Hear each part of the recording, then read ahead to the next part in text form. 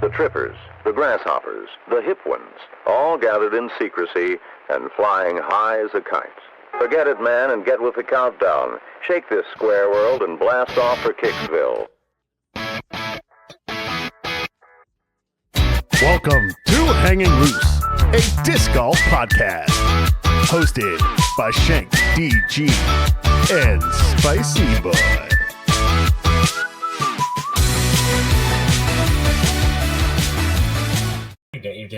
You're dancing already? Yeah, just was giving it a little extra. I'm here today. You are here. Well, you're here every day, but you're visible today. Hello, welcome to episode 44, I believe, of the Hanging Loose podcast. Loose podcast. I am Spiicii Boy, and not with me, as he usually is this week, is ShankedDG. Caleb's dealing with some home stuff, so we wish him the best in dealing with everything he's got going on. I don't even know what it is, so don't DM me for details unless you have money. Shouts out to his replacement co-host, the real RV3. Welcome, buddy. What's up, everybody? Glad to be here with you, Spiicii, of course, and all the hanging loosers out there. Welcome. Thank you for tuning in, as always. I hope you enjoyed the pop quiz last week because I had a great time putting it together.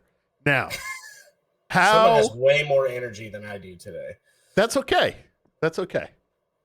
How did you feel like it went afterwards? Because we didn't get to talk about that. We also had to talk about your fantastic trip to the memorial. And, of course, big germ signs with MVP, which I not really expected. Didn't expect MVP. I was kind of surprised by that one. Obviously, when you see the teaser, you kind of get it. But so we got a ton of stuff to get into today. And I have weird shadows on my face because the lamp behind my setup is dying. So I apologize for that. High production values only on this show. Shout out to our sponsor, Rand Disc Golf. Randy does a lot for us, including sending me $5,000 cash this week only. Sorry, Shank, you missed it, buddy. Should have been here. Yeah, I guess my 5K is in the mail, or? Yeah, it's with your shirt. Yeah, man. Did you tell Reactor Project about that? Project Reactor Project? No, that's another fun thing we get to talk about is the round that I played with Clifton after the memorial ended, which was really fun, and his son Owen. Man, so much happened this weekend, including, as I was just telling RV3 right before the show, the near worst moment of my short 4-year cameraman career. As soon as you said this, I wanted to start the podcast. That's true. I don't know what that laugh just was, but fuck it. Don't worry about it. Watch your profanities. Yeah, so let's start at the beginning of the week, I think. And then I'll take you through my week filming the memorial. I love Terry Miller. I would do anything for that man. But he is professionally a very fly by the seat of your pants type of individual when it comes to like planning things out and having things like, you know, visualize for how we're going to tackle the week, etc. Yes. And I'm familiar. With Terry? Well, just with that style of doing management? Things. Yes. Yeah. Yeah. So I love Terry. I personally am a very plan happy person. If I doubt anybody I know listens to this, although I did hear from the guys that run the Big Arm Challenge, Tommy Guns and Brandon.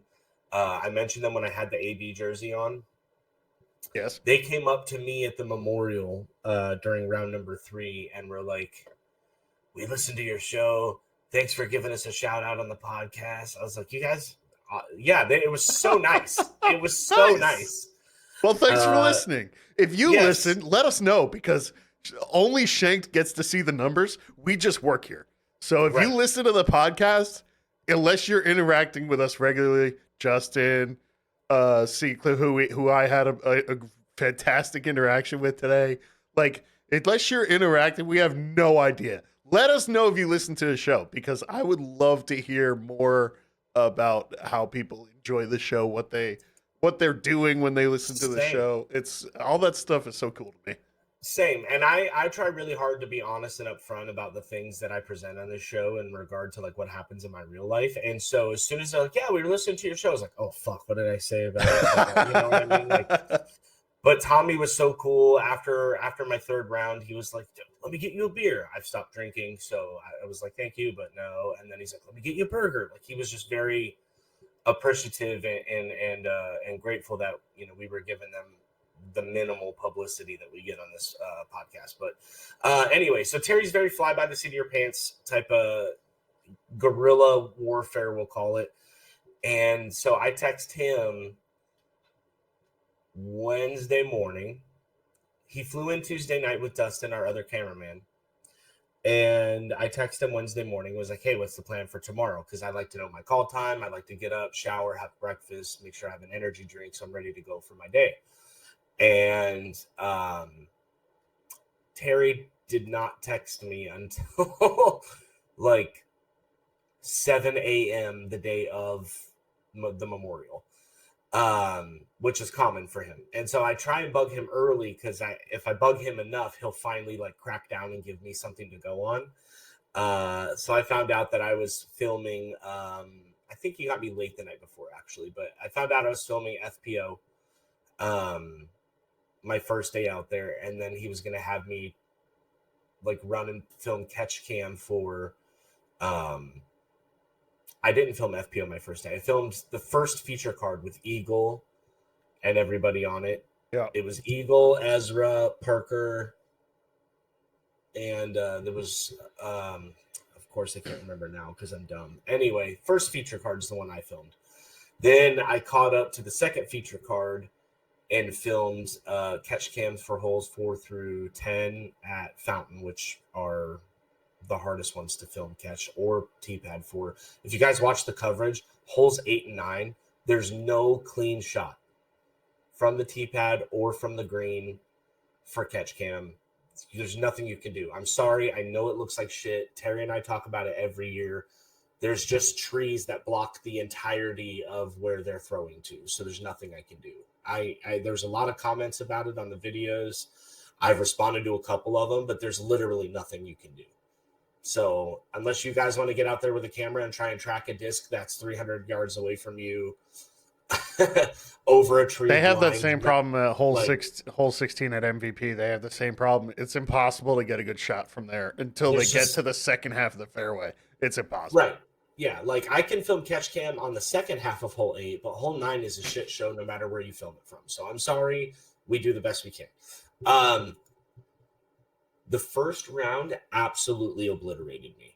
I was so tired after the first round of golf.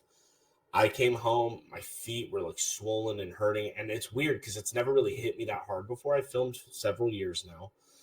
And I was just so tired. I came home. I was on like 2 hours sleep before I even went out there.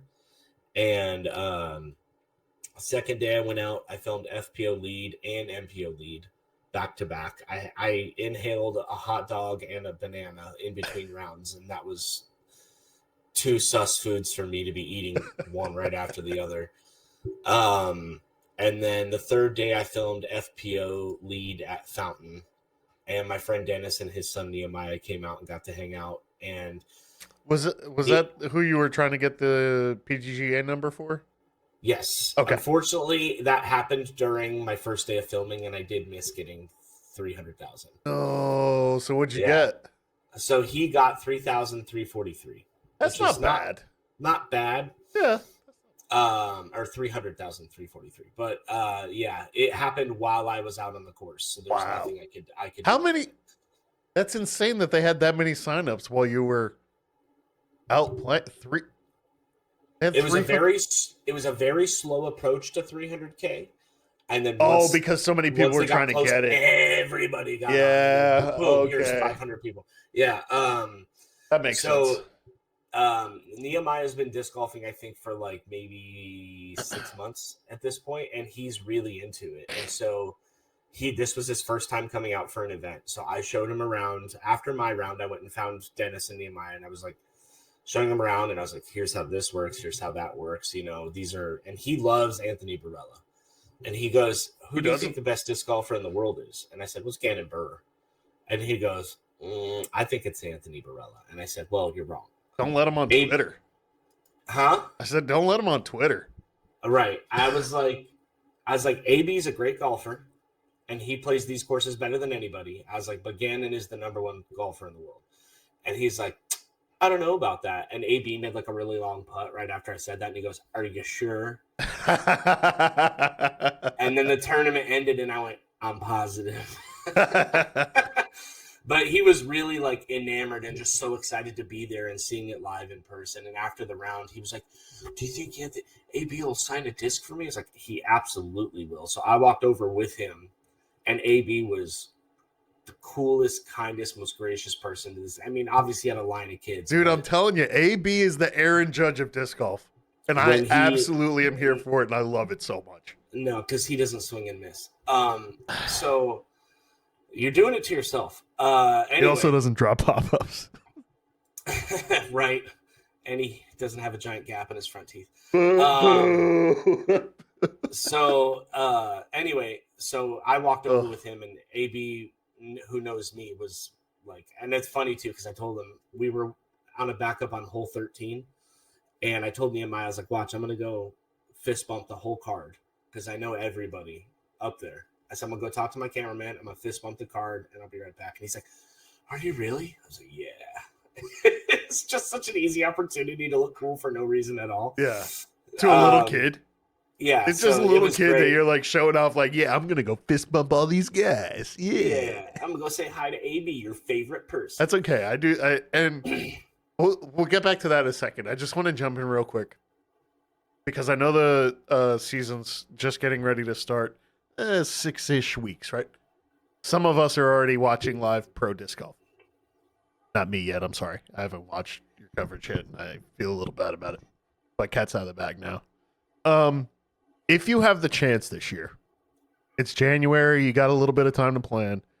If you've not seen live pro disc golf, go watch it. It's insane. I say it every time I'm on this show because it's usually a topic, but I just want to squeeze it in here. Quick advert. It's not really an advert, but if you've never, even if it's like an A tier and you just see a couple pros that are signed up when you check it, still go watch it because it's ridiculous. It's absolutely insane.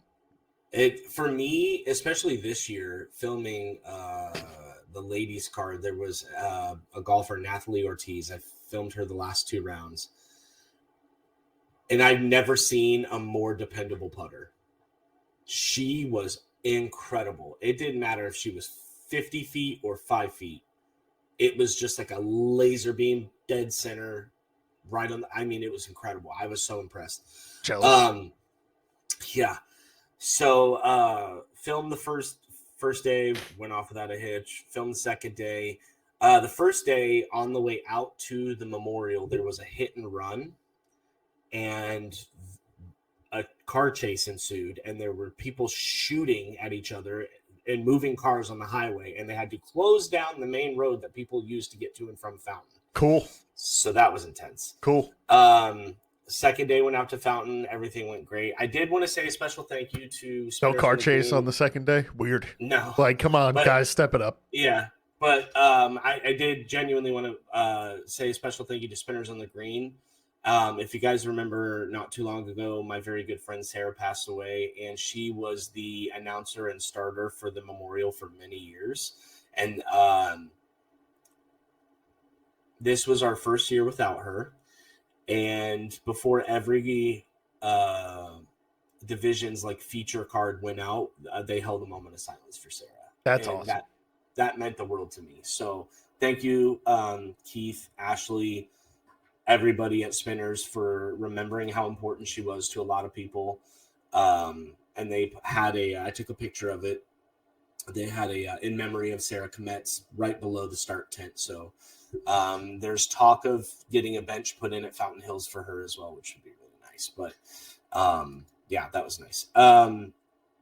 Day 2 went off completely fine. 2 rounds. I thought I was going to kick my ass, but I got so much sleep the night before I felt fine. I met, you're going to love this girl, RV3. Her name's Chandler Ray. Awesome name. Keep going. Yeah. OnlyFans ass name. That's what I told her. She is from, I think she said Arlington, Washington is where she lives. Okay. But she's the 2024 AM World's Distance Champion. Okay. Girl can throw a disc. And she is super funny. This girl was... I mean, what else could you need? This girl was roasting me. As soon as she found out, that's kind of how I was jokey. Because I was her first cameraman. She'd never been recorded for coverage before. Oh, wow. And so I told her, as I do with all my pros, I say, hey, if I'm in the way, if I'm being annoying, tell me to shut up, tell me to move, whatever. I was like, I work around you. The only thing that I ever ask of pros is if you have a really easy tap in or if you're going to lay up a shot, just give me a quick glance to make sure I'm in position, because if I miss those, it's confusing for the viewers. Yeah. So she was like, yeah, no problem. I'm really nervous. I'm so scared to have you around. I was like, forget about me. Play your game, play your golf, like do your thing. Don't worry about me. And she scored much better the first day I filmed her than she had the day before. So that was good. And then she had a couple rough holes the third day and didn't make it to lead card on the fourth day. But she was probably one of the highlights of my week. We were DMing on Instagram after the second round because I follow all the golfers I film. I wasn't being weird before anyone says anything. If I film you, I follow you. And she was texting me and she goes, you know, you kind of remind me if Shane Gillis and Humpty Dumpty were the same person. I just started watching his new Netflix show. I watched like the first episode in a bit because I have Netflix now. Yeah. I have Netflix now, and I was like, it was funny, but I guess I'll watch the second episode, see what happens. I love tires because it's like how me and my friends would be if we ran a tire store. But she goes, yeah, you that's what it seems like. If Shane Gillis and Humpty Dumpty were the same person. And I was like, I'll take the Shane Gillis part, but like Humpty Dumpty's kind of fucked up. And she goes, yeah, but it's a crucial part of the joke. I said, well, putting is a crucial part of your disc golf game, so you better get that figured out. Oh my God, you said that? Oh yeah, we were going back and forth with each other all week.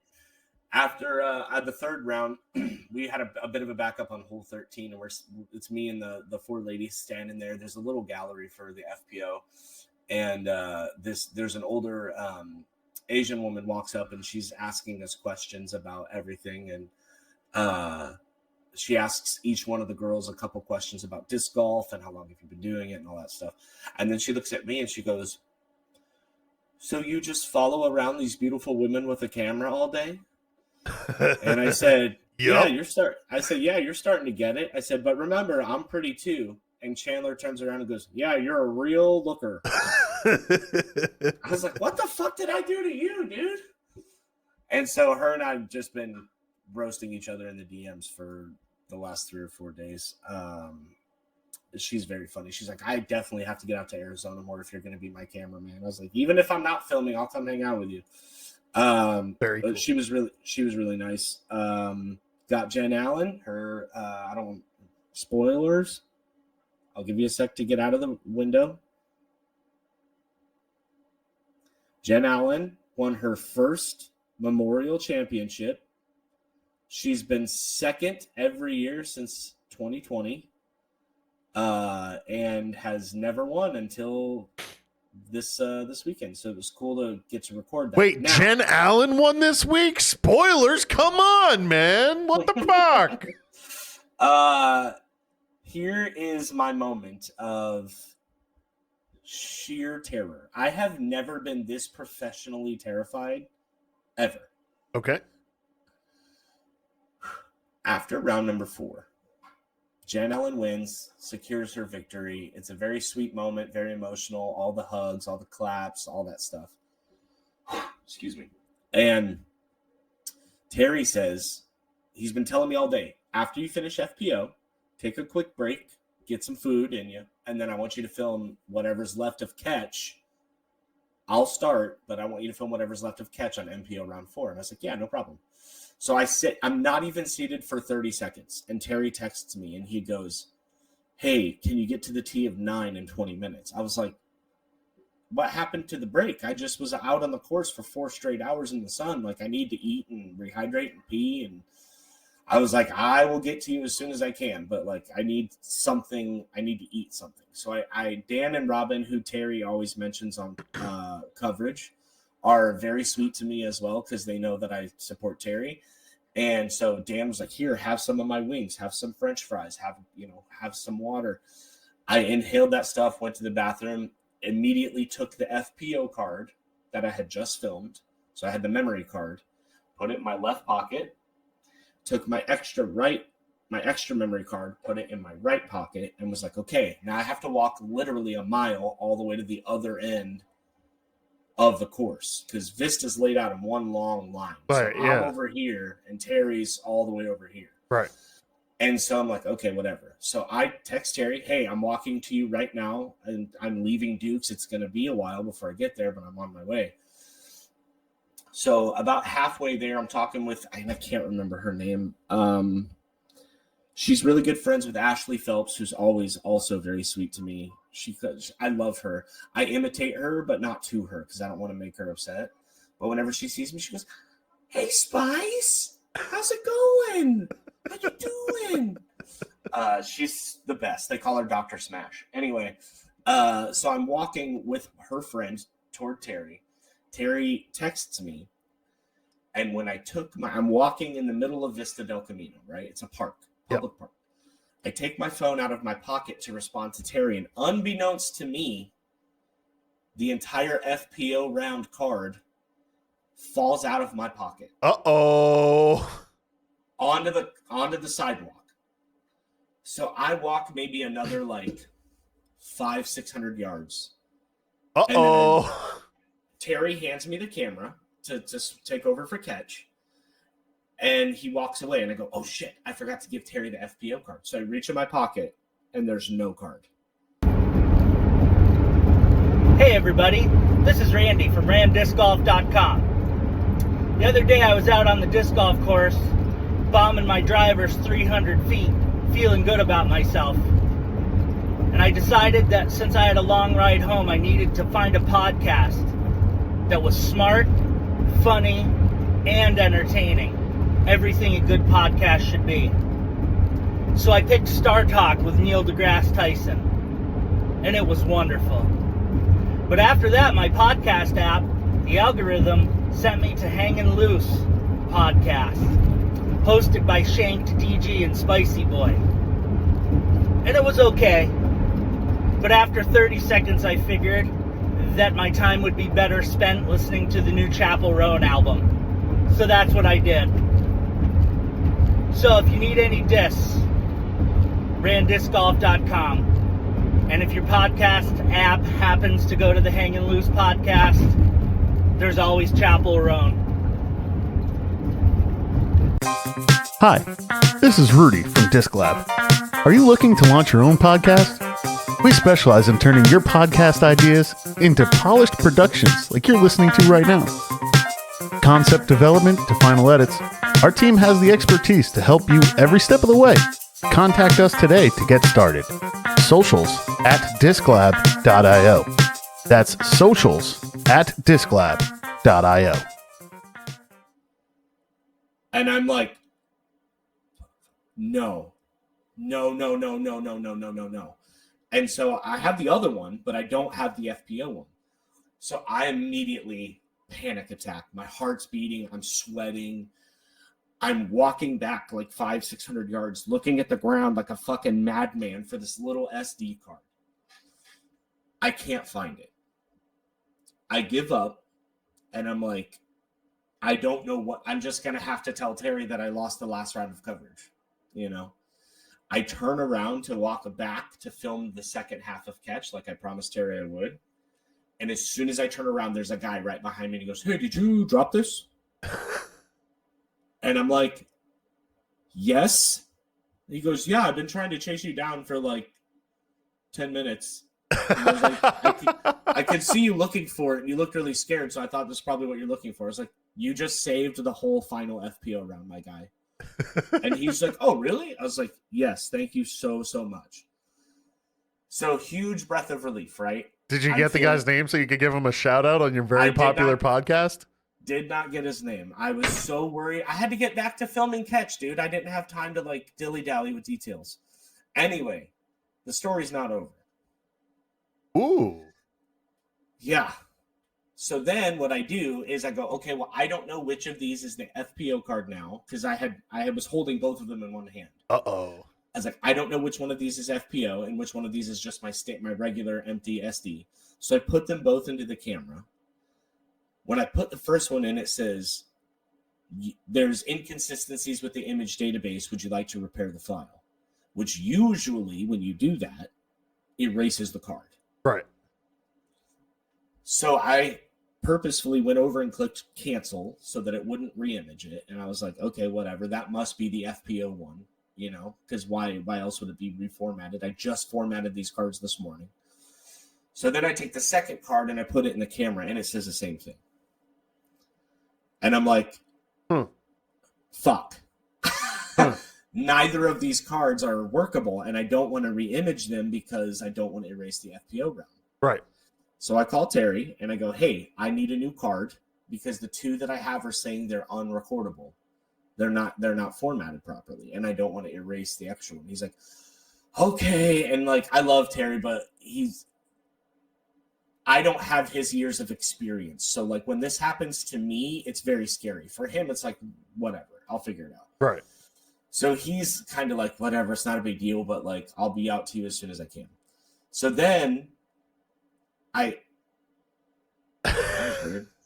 What the fuck was that? I don't know. You're getting darker. My screen just shut off and then came back on. That was weird. Okay. Anyway, so I'm like, okay, maybe it's just the cards. I'm going to fiddle with the cards and see if I can figure out which one has the FPO footage on it. So I take them both out and then I put them back in one at a time. So I put the first one back in and it hits me with the re-image thing again. And I slotted over to hit cancel, but it double punched the slot and I hit OK and it re-imaged the card.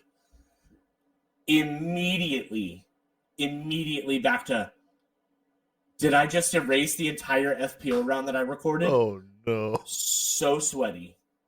So nervous. I'm like, Terry's going to kill me. He's never going to have me out to record again. I can't believe I did that. You're fired.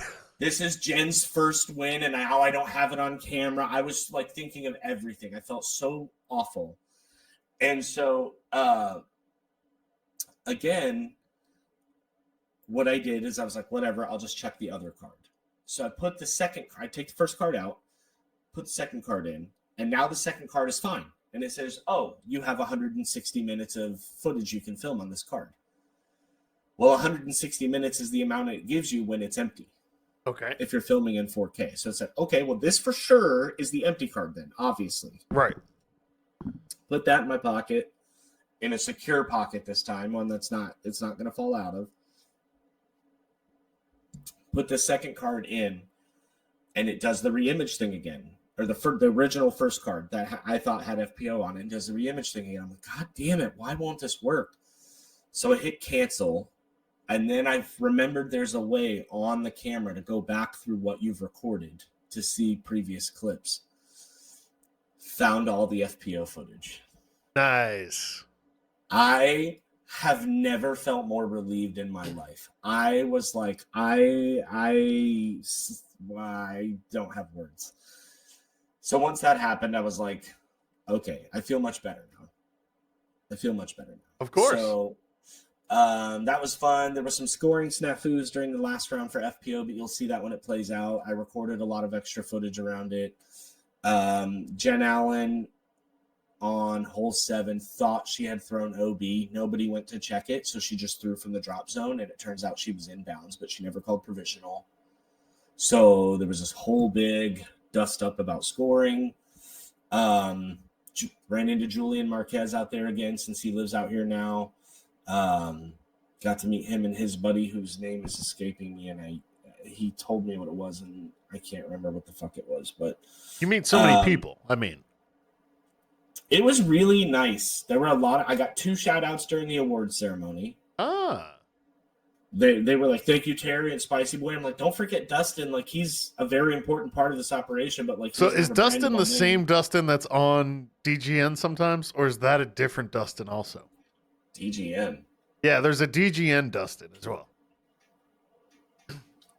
I don't believe he's DGN Dustin, but he's on Terry's live with him whenever Terry travels with him. Okay. Yeah, he always gives him shouts out and everything, and he deserves a lot of the credit. It was so much fun, man. It's just always is. By the end of it, I basically filmed 2 rounds a day for 4 days. So being in the sun that much and running around and having, I don't know how it's such a cool experience. Yeah. It is, but it's also very fucking tiring. Oh yeah. At the end of it, you're so happy to be done. And I was like, whatever. But you get to contribute to something that's like, it's going to last forever. You think about that at all? Like, as you're filming it, like, sure, you could, like, there's a very small chance, but a chance that you record, like, a James Conrad level thing. And I mean, Jen Allen's first win is a pretty big deal.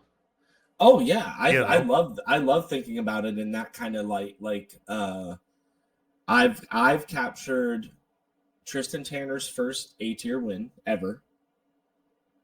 That was out at Maricopa last year. I got AB's first win with Discraft. I've got Jen Allen's first Memorial win. So, like, I have some firsts under my belt, even recording the minimal things that I record. Yeah. And yeah, I absolutely do think about that. It's like, I could get something crazy historic, you know? But it's just fun to be out there, and it's fun to contribute and give people something that they enjoy watching.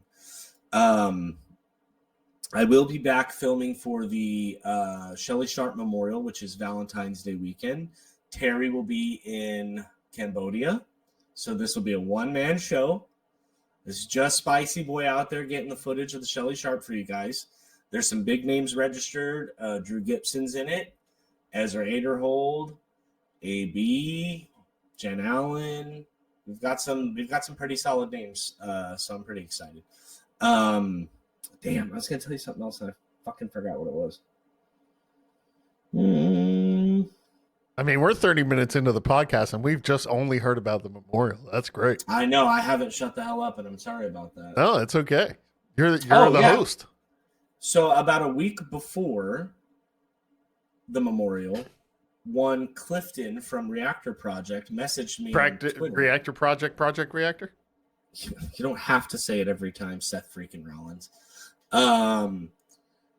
But if you haven't watched his interview with Chris Van Vliet, any interview that Chris Van Vliet does is top tier. You should absolutely watch it. He's my number one inspiration podcast wise. It's an insane interviewer. Yeah. Yes. And I was talking with another friend about this. This is kind of inside the podcast a little bit. Excuse me. But it's the insane. It's crazy to think about how much research he does about the guest, and then is able to take that research and ask the questions in a way that is insanely conversational and like not like a prepared written question. It's a very like conversational question, but it's so well thought out and so like he asks such a deep really question, hard to ask questions in very easy to answer ways. Yes. And I was watching his interview with Kurt Angle that he put out literally just a few hours ago today, and he's just straight up asking Kurt Angle about Chris Benoit. And Kurt Angle is not like I can't, there's no defensive, there's no. He's very disarming, but in a good way. He's just an expert at what he does. So I would love to have him on this show. I would love to have CVV on. That would be awesome. He would know nothing about disc golf, but we could talk to him about wrestling and just leave shanked in the dark like I am right now. Thanks, Lamp. Anyway, so Clifton, the guy that we had on for Reactor Project, hit me up and he said, hey, I'm going to be in Phoenix from the 13th until the 19th for a baseball tournament for my son, and I was wondering if he wanted to get a round of golf in. And I thought, wow, that's really nice of you to think of me, of all the people that you want to golf with. I was like, because, the memorial's happening and Ricky lives here. And he's like, oh, I didn't know the memorial was happening, which is fair because it's usually about a month and a half later than this. And he comes up to me on the course in the final day of filming, and I did not know he was going to be there. I had no idea when or where he was going to pop up. But on the last day of filming, I wore my Reactor Project Hanging Loose polo. Oh, nice. That's and cool. So he walks up and he's like, hey, Spiicii. I was like, what? Like, we just had this whole moment that was really, really kind of innocent and sweet and fun. And we set up a round. And Monday morning at 9:30, we all went to Vista. And I showed them normal Vista. We did not play the Memorial layout because we don't have those arms. And we, for the holes that didn't have the baskets put back that we're used to, we set my cart up and we just played object for those holes. Of course. And he'll vouch. Your boys' upshots were on point. I was hitting my cart from like 100, 150 feet out. Isn't that funny? Isn't that funny how it works? I was like, you guys are seeing some of the best golf I've ever played. Now, Dustin is much better than me and can absolutely rip a forehand. So when he came out with us and he beat the brakes off me, but I did finish under par, which was nice.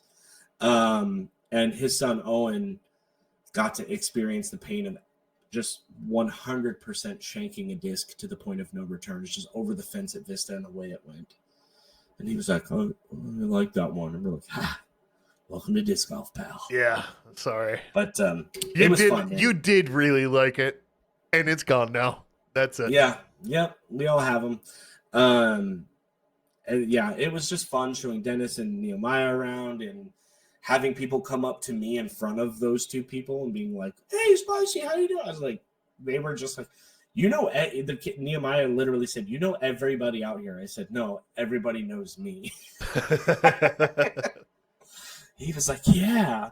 But in reality, I'm a pissant nobody personality, but I mean, yeah, look at you. You're hiding in the dark. I'm not trying to. God.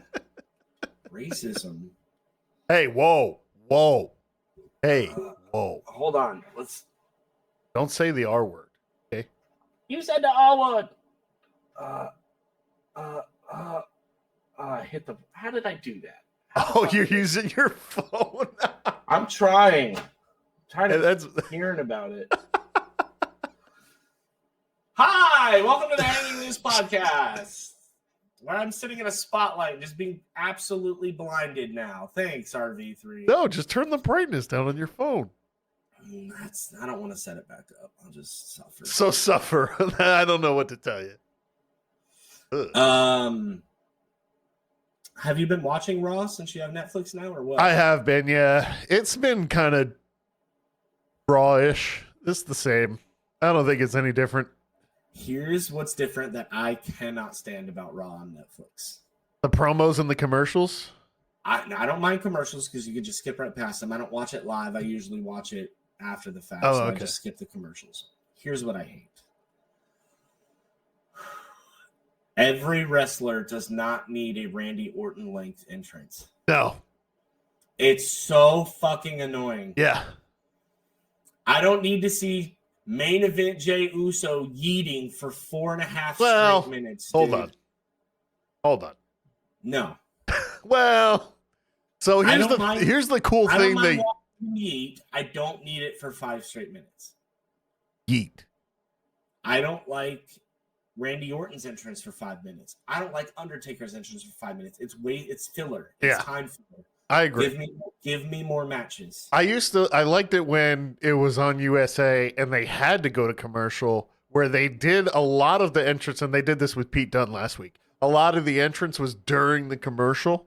Like, oh, here comes blah, blah, blah. And then they do like 5.5, 6 minute entrance in the arena, but you only see like a minute and a half. 45 seconds. Right, 45 seconds. And that's and I was actually kind of mad when I was just watching Raw today, not during my day job ever, Lemonade, don't worry about it. Oh, I use them for my renter's insurance. That's funny. Anyway. I was watching Raw today, and I was mad that they did not give Pete Dunne any entrance. Yeah, he came out and cut a promo, apparently. I know. And yeah. I was mad. I was like, if you want your superstars to feel like superstars, and you have unlimited time on Netflix, because there's no time constraints. You can run 6 hours if you want. Sure. Why are you cutting people's entrances and then letting other people be out there for 7.5 minutes? We should time it. So you should time it. Go time Jey Uso last week, getting from the stands to the ring. Also, not everybody who's a face needs to enter through the crowd. There are people that can enter through the entranceway and still be a face. Those are the two, I would say. Entrances are part of one of my favorite parts of wrestling. Well, yeah, they're supposed to be. And when like when New Day came out and they had it's a new day, and then they're like, cut it off. I get that, but like, they're not well liked. So why would the production team agree to play their song and their Tron and all that stuff? They should have entered through the crowd. Yeah, as like we have to get dressed in the hallways because because you can't go through Gorilla because you're not allowed to. Yeah, right. I think that's the kind of shit I'm thinking about, and it's so funny whenever you talk to somebody about wrestling and they're like, wrestling, and you're like, yeah, wrestling, and they're like, it's so dumb. And like Terry, I was talking to Terry about it, and Terry's like, I mean, I watched it in the 80s, and I was like, yeah, but the people who watch it now, we don't watch it we're not like, go good guy, boo bad guy. Right. I was like, we watch it with the production in mind and the history and the effort that this person has put through their whole life to be able to get to where they are. And like, that is what is exciting for me. Of course, I know the matches are fixed, but you get your ass on a 30-foot ladder and jump through a table and tell me that it's fake. Like, shut the hell up. There's no more cringe response to telling someone you like wrestling than them going, you know it's fake. Kill yourself. You know what else I like is RV3, cut that. Yes, I'll do that. The other thing I like, and we don't have to spend a whole lot of time on this, sports car racing and auto racing in general is about to start this weekend. And the 24-hour race in Daytona called the Rolex 24-hour is this weekend. I'm very excited. So if you're going to be watching it, and I'll probably be live tweeting the afternoon on Saturday, just kind of watching along and watching all the cars drive around in circles, and I'm very excited. Now I don't know a ton about. Is this an F1 race? No, this is touring cars. So this is like your GT3 cars and like the funky looking, like super wavy looking ones. Yeah, that aren't the F1 cars. Is this the one where like occasionally celebrities will drive a leg of it? Yes. Because it's a 24-hour race, right? Yeah. Okay. I'm familiar with this race. I told you in our group chat that I was not. Do you want to know a fun fact about me that might make you a little jealous? It's probably going to make me very jealous, but go ahead. Just by the way you're setting it up.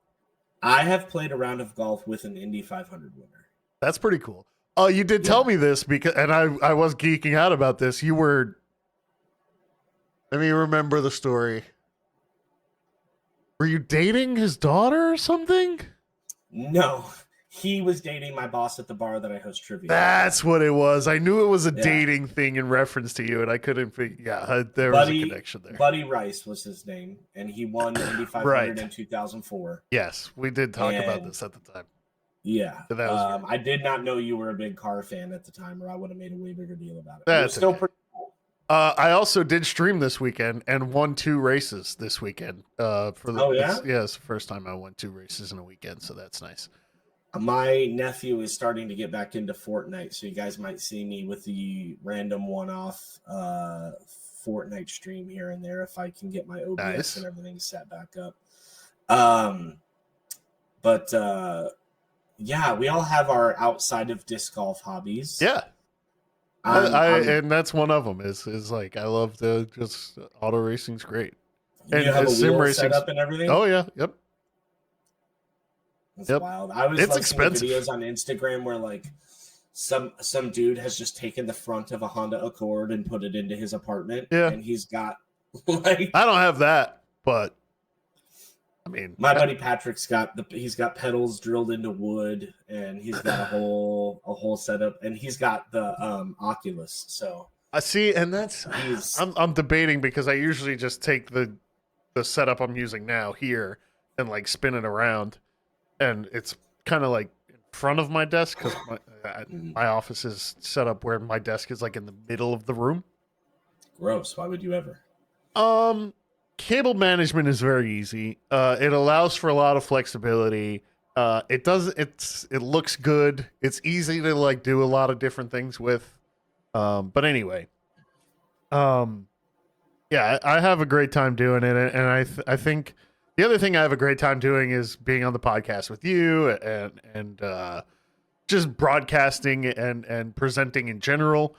So that's one of the things I know we talked about it after the podcast last week, 2 weeks ago. But one of the things I would love to do more this year is stream. So I'm going to try and do that more often. Twitch.com/TheRealRV3.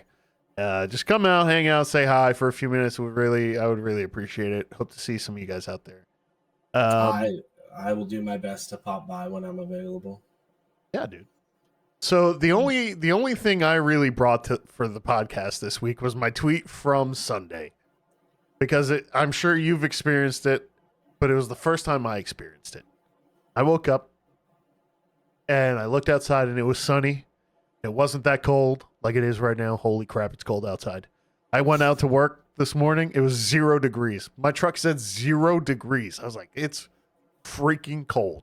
I know it's probably cold where you are, but wow. Well, I had flip-flops on in 45-degree weather last night. Yeah, that's crazy. But I woke up and I thought, and I looked outside and I was like, it's not that cold. I should go play. And then I said to myself, I don't want to go play. And it was a very weird feeling. What is your relationship with how much you play versus how much you think about playing and then saying, I don't really want to?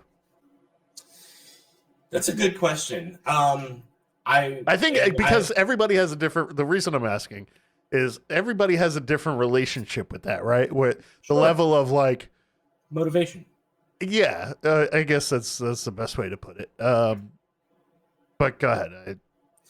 So I was talking about that this weekend with my friends in my daily golf group chat, and nothing makes me want to play golf more than filming golf. Really? Oh yeah. Do you find that you play better after you film? Yes, because I can't say that for everybody, but I am very much a creature of mimicry. So if I see something, I will be able to replicate it with my body, usually pretty quickly. It helps me a lot in learning to play pool. So like when I see how a player applies English to the cue ball to get it to do something, I will remember that and then do it myself.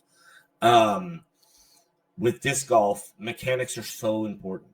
Yeah. And when you see AB throw a disc 600 feet, my brain clicks and goes, okay, let me think about how I throw. Oh, I don't reach back this far, or I don't, do this, that, or the other thing. But filming golf makes me want to play golf. So you're also not built like the whacking, waving, inflatable arm man like he is. So yeah, I'm built like Humpty Dumpty. Apparently. And I think I've told this on the podcast before, but my friend Patrick's mom once told me that I was her favorite peanut M&M. And so now I've that's just how I view my body. And you give me peanut M&M vibes. Yeah, for sure. But I find, and this has happened several times in my disc golf career, when I don't want to play and I go force myself to play, I hit aces. Really? Yeah. Oh, so I should have went out. Dang it. I have 21 aces under my belt. And I would say probably 8 or 9 of them are from rounds where I was like, I really don't want to go play today. And then I'm like, get the fuck out there, throw some discs. You're going to feel better once you do. And I can honestly say 8 or 9 of my aces have happened during those rounds. So I try really hard to make myself go play when I don't want to. But there are days where I'm like, I'm not doing shit today. And it could be gorgeous weather. I feel really guilty when I have that kind of attitude during nice times of year, like right now. Yeah. But when it's 118 degrees outside and I'm like, I'm not going to go play. Well, I don't feel that guilty. I'm in the flip of that. Right. This is the shitty time of year for me. Right. Because there's, 6 inches of snow and 0 degrees, wind chill. You got to put on like 4 layers. So I guess not. I guess the feeling. I guess the feeling bad about it part was the part that was. I don't want to use the word concerning because I don't want anybody to worry about me. Like I'm fine, but it was a very strange. That's the word I'll use. It was a very strange feeling to look outside, see how sunny and nice it was, knew that there was 6 inches of snow and a ridiculous cold coming, and I made the choice to say, not today.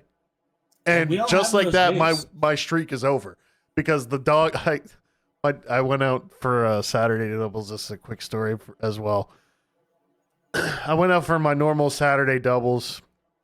Brought the dog with me because she's been cooped up for a little while. She had a swollen ankle that was kind of bothering her a little bit, so took some time off. Mm-hmm. And it's pretty cold out, but it was a the warmer day we're gonna have probably for the rest of the month. So I was like, I'm gonna take her out. I had the hole 6, and I look over, and her whole right back foot was red because she was bleeding. One of her toes had split open, and she was bleeding everywhere. And I was like, oh no.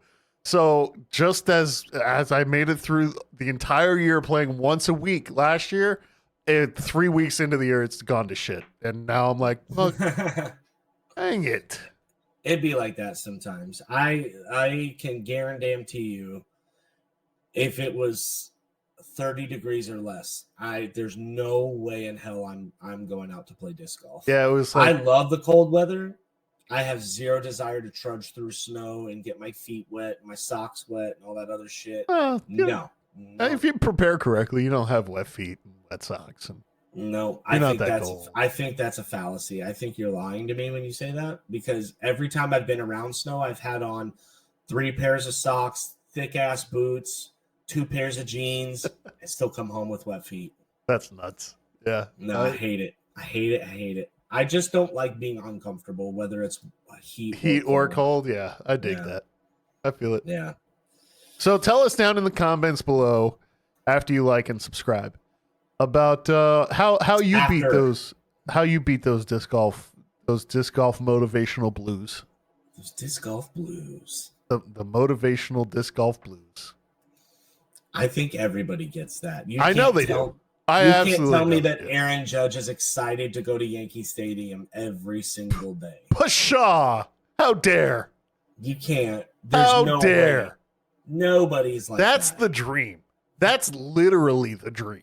I know. I always tell people when I go to D-backs games here, especially if they know that I love disc golf, I go, you know how excited I get about disc golf? And they're like, yeah. I said, you're about to see me about 500 times that excited, because being at a baseball field is my element. That is where I am home. I'm natural.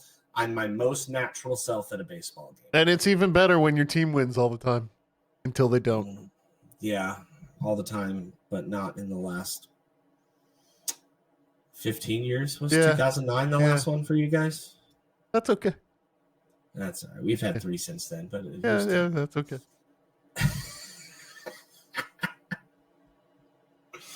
The fact that you live so close to the Baseball Hall of Fame and haven't been there is kind of a travesty. You really should. I think you would love it.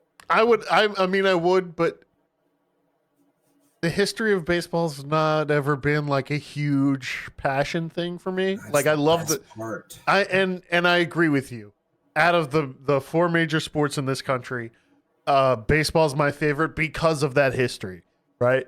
The good and the bad. And I think that there's something to be said about celebrating both the good and the bad, but that's a different podcast. Much like disc golf, I just enjoy the actual and golf in general, I guess. I just enjoy the game. Like the in golf, it's breaking down the hole, whether it's ball golf, disc golf, doesn't matter, right? Breaking down the hole into like those most executable, highest percentage shots, and then executing those shots, and how well you execute is how well you score. And to me, that's such a simple, like, who can do it better kind of competition thing. And that game, to me, is why I enjoy disc golf as much as I do. Because the disc part is great, and I love the disc part as well. Like the aerodynamics and the flight, that's cool as well. So we put those together, it's great, right? But the game of golf is kind of what drew me in the first place. I feel the same way about the game of baseball. I love you versus me, and that's it. Because at the end of the day, that's what it is. Everything starts mano a mano. Yeah, it's so good. I tell people all the time, and again, if I'm repeating myself on the show, I apologize. I always listen to wrestlers on podcasts. I'm like, you tell the same 5 stories on every show you go on. How dumb? How do you not remember? And then I'm here not able to remember. But I always tell people there's a really great bit by George Carlin about the differences between baseball and football. It's quite literally one of the best 6 or 7 minutes of comedy you'll ever listen to. But I view football, basketball, soccer, hockey, they're all the same game. Yeah. You take an object of play. Yep. To the opposing side of the field, and you put it in some type of enclosure for points. Yep. Baseball is so astronomically different that like I can't get over it. Yeah. I cry every time the national anthem plays at a baseball game. Every single time. Only if I'm in the building. And I don't think That's cry, what I mean. Actually. No, yeah, I don't 100%. Think I cry. It's the history and just the tradition, and it's just such an overwhelming experience every time. Yeah. I won't say like I'm bawling, but if I'm in the building, there are tears in my eyes. Yeah, you get a little goosebumps. You start doing the rock thing, you know. But yeah, just flailing in the middle of the national anthem.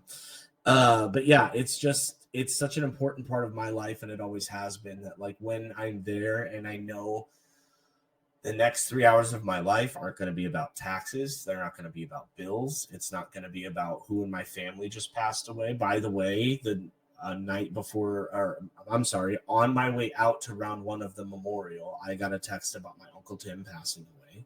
Oh, and so, yeah, it was just, there's just, when I'm at a baseball game, none of that matters. Right. Nothing means anything except what's happening on the field. And it's so hard because girls or women, I'm 35 now, I'm trying to say girls less, but women, whenever they're like, let's go to a baseball game, I'm like, it's not going to be the time that you think it's going to be. Like, you think we're going to go sit and chit chat. And, oh my God. No, the moment you start talking to me during a baseball game, I'll be like, shut your mouth. There's 2 runners on. That's so funny.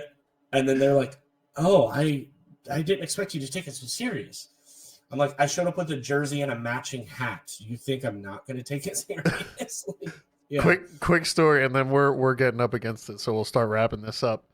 The first, you could get up against it any day. Well, thank you. The first date I took my ex-wife on, like, that was an actual date. We went to a Staten Island Yankees game because it was a Saturday night and it was cheap, so I got really nice tickets right behind home plate. She hates sports, no idea about sports anything, right? And so I start heckling the other team players and the umpire on the first date. And she's like, "What is going on?" And I'm like, "What? We're at a baseball game." I didn't understand what was going on at all, and I had a blast. That's so much fun. Oh, it's so much fun. Yeah, I can't wait it's until such a the good season time. starts again so I can go harass that bullpen guard who was kept adjusting his collar last year. I'm itching to get back in that guy's bad graces. Yeah. He owes me a baseball, that fuck. Yeah, we are pretty much at time. We're an hour and 1 minute, which I talked for 58 minutes of. No, you didn't do 58. You did a solid 42. I apologize, listeners, for this being a monotone show. I do appreciate you filling in, though, because we weren't even sure if we were going to have an episode tonight. Anytime. So happy to do it. Next week, hopefully, we'll have Chandler Ray on with us. Yes. She literally texted me that she bought a webcam today so that she can be on our show next week. So that's pretty cool. Awesome. Yeah. You're rarely on here. You want to send us out with a scream this week?